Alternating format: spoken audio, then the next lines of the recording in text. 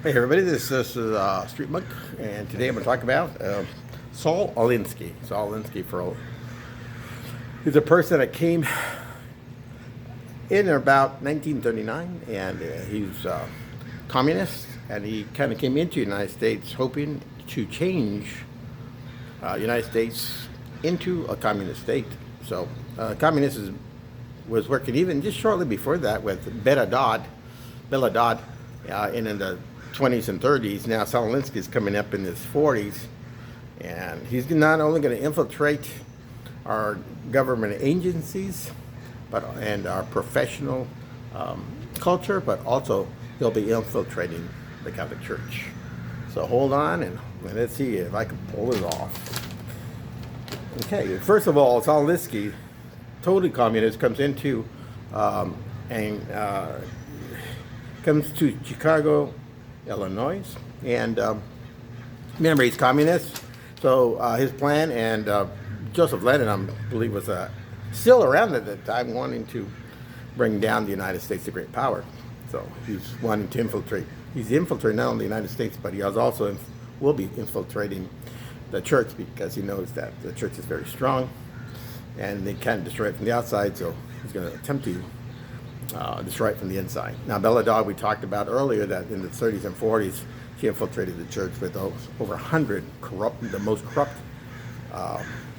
men, and threw them into the seminaries. So today we have them as our leaders, unfortunately. Isn't that horrible? You know, they're our bishops.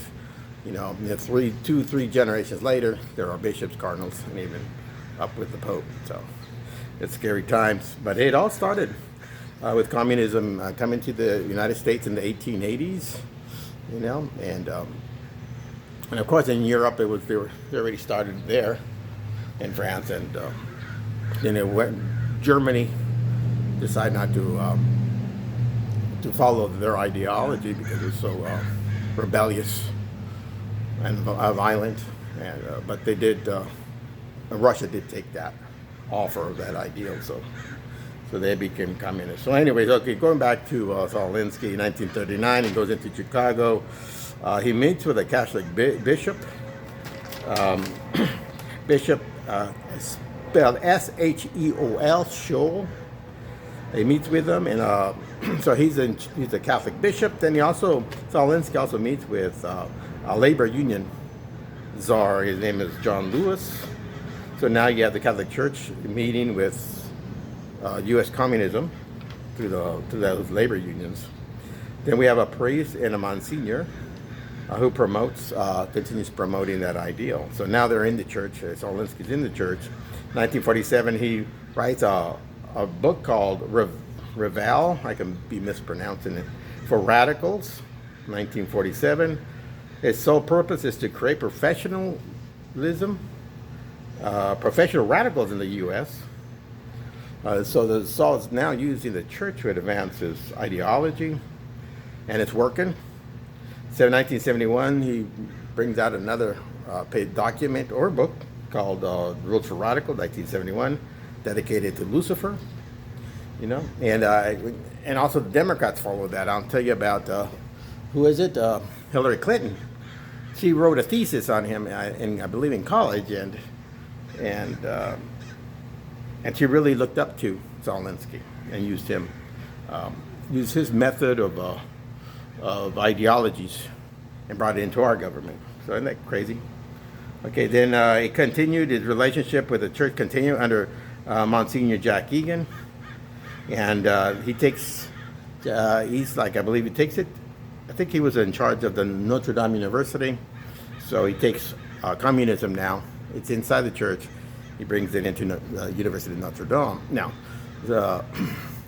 we know that in Notre Dame it's failing for many years, and it's Christian teaching.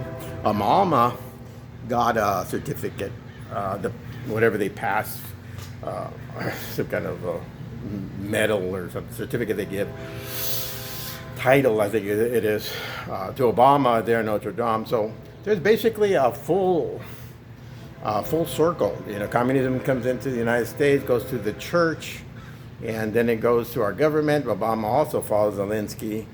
So then it goes to Notre Dame. Obama gets his certificate there, his trophy, whatever you want to call it, acknowledgement, and now now it's pretty much completed a full circuit of the church. We also know the Vatican II is corrupted by a lot of communist ideals by a lot of our leaders. We've lost the soul of our church, our leaders' souls, actually, not our church souls. Our souls are good because we continue to work hard for our faith, but our leadership has lost their souls, and we got to recover that, because our Lord, we don't want our Lord to abandon us. You know, although he claims never to abandon us, but we don't want to lose out on his love like the Jews did. You know, he couldn't find it with the Jews, so he brought his faith to the Christian community. And like he says, he'll never abandon us. So, anyways, that's kind of how it goes too. And then back in '69, that one Egan character met with Joseph Bernardine. Of course, Joseph Bernardine was a bishop and also cardinal, I believe, of Chicago.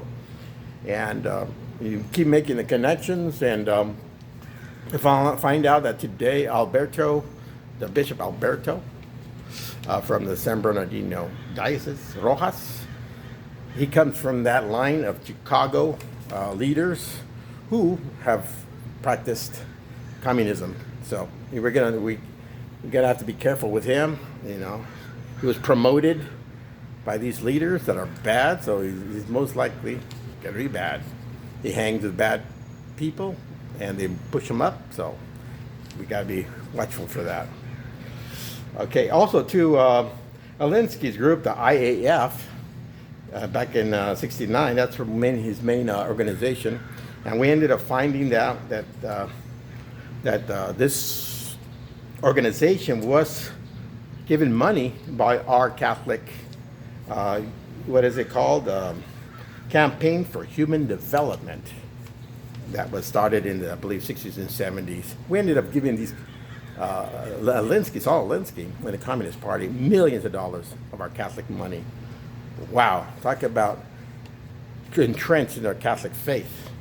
And I'm sure they're doing it today. I've heard they're still they're finding money going to the pro-abortion causes, and all these crazy ideas. That's why a lot of probably good people who try to do something good for our church never gets it funded, because it all goes into a lot of corruptness. We also know about Peter Pence and the Vatican. That money's went up to buying a beautiful luxury apartment up somewhere in England. Spent millions of dollars there of the Peter Pence funding. So, okay. So anyway, that's pretty much it. You know, I've made a connection between the communism and Saul Alinski in the 30s and 40s. Bill of Dodds a little bit earlier infiltrated the Catholic Church. So now we have communism in the United States through the labor parties. We had a communist union back in the 1880s, so they were already here. But Saul Alinski, you know, really tightened things up, brought the church in, and now we're having to deal with the consequences. Now we're dealing with Catholic leaders without no real souls. So let's fight spiritually and by actions, not violent actions, but through our governments, and hold them accountable. Hold them, all our leaders accountable.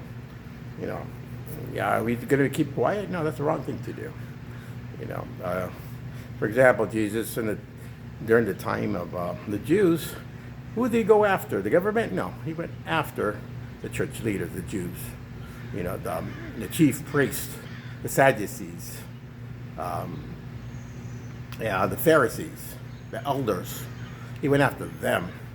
So it's our duty to go after our leaders as well, and get rid of them if they're truly evil and demonic, which a lot of them may be, and bring in the new ones. So all that requires faith, trust in God, a lot of prayers, and work. Well, let's get them out of there, guys. That's pretty much it for today. I hope that made a little bit of sense. Kind of hard, kind of bringing it out. It's easier on paper than it is voicing it out. So anyways, take care, and we'll talk later. Bye now.